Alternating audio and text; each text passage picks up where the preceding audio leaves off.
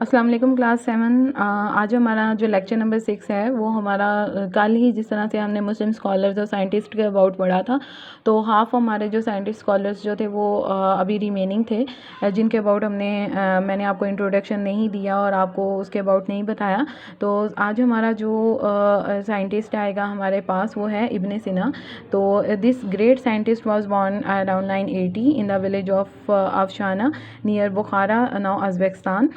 तो ये एक विलेज में पैदा हुए, ठीक है। और इनको जो है वो हाफिज़ कुरान भी कहा जाता है।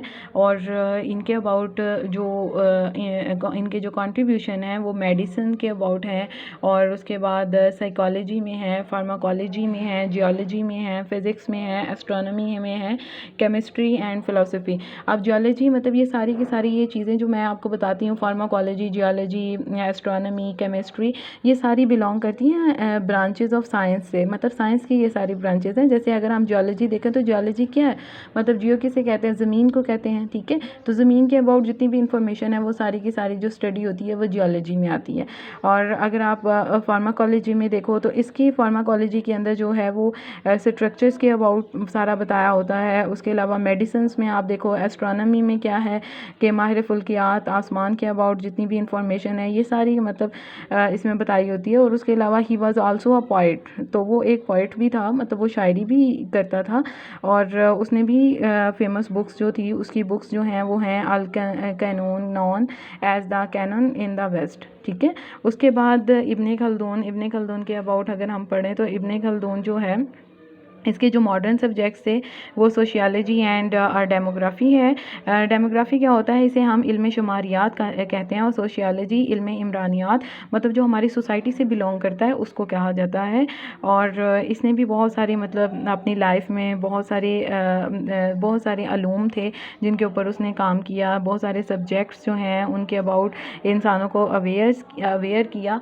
और अगर आप नेक्स्ट पेज पे आओ तो यहाँ पे हमारे पास नेक्स्ट वाला जो है ये है अल ख्वारिज़मी का जो डेट ऑफ बर्थ है आप देख सकते हो कि ये 780 है, और डेट ऑफ डेथ जो है वो 850 है।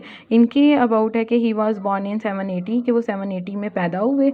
और he was a scholar in the Abbasids world famous Baghdad. जैसे मैंने आपको प्रीवियस लेक्चर में बताया था कि एबासिड्स का जो फेमस जो उसमें चीज़ थी वो इलाका कौन सा था, वो बगदाद का इलाका था। और बगदाद मैंने आपको बताया था कि नॉलेज शुरू ही बगदाद से हुआ था, तो इसको हम हाउस ऑफ विजडम और हाउस ऑफ विजडम भी कहा जाता है इसको। और इसके अलावा उसने जो है इसका आप कंट्रीब्यूशन में देखो तो realize the scientific golden age of Islam. और al Khwarizmi was responsible for taking the Indian numerals invented by the Indian mathematicians. और उसके अलावा इसने जो इंट्रोड्यूस कराया था वो एक तो थे अरेबिक न्यूमरल्स और दूसरा जो थे वो इंडियन न्यूमरल्स है।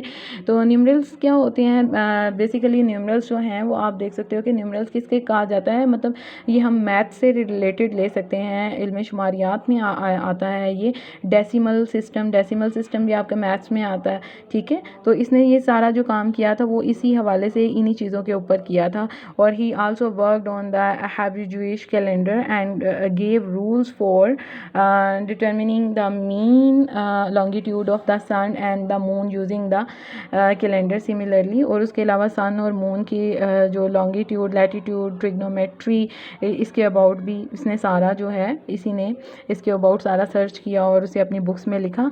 उसके बाद उमर अल ख़याम जो है वो लास्ट है हमारा। तो उमर अल ख़याम जो है इसका was born in 1048 in Iran, ये ईरान में पैदा हुए थे। और उसके अलावा इनके अबाउट क्या मशहूर है कि ये एक one of the major Muslim mathematician and astronomer of the medieval period. Medieval क्या होता है, यानी बिल्कुल एक सेंटर वाला जो पीरियड था उसमें ये आए। और इनकी जो ब्रांचेज़ हैं वो हैं astronomers, mathematician, philosopher, astronomer. Okay students, अगर आप अपने नोट्स की तरफ आओ तो आज हमारा मतलब ये हाफ़ बुक रीडिंग के साथ आप लोगों ने करना है, क्वेश्चन आंसर्स हैं आपके। तो क्वेश्चन आंसर में आप क्वेश्चन 1 देख सकते हो कि right the contributions of each of the following.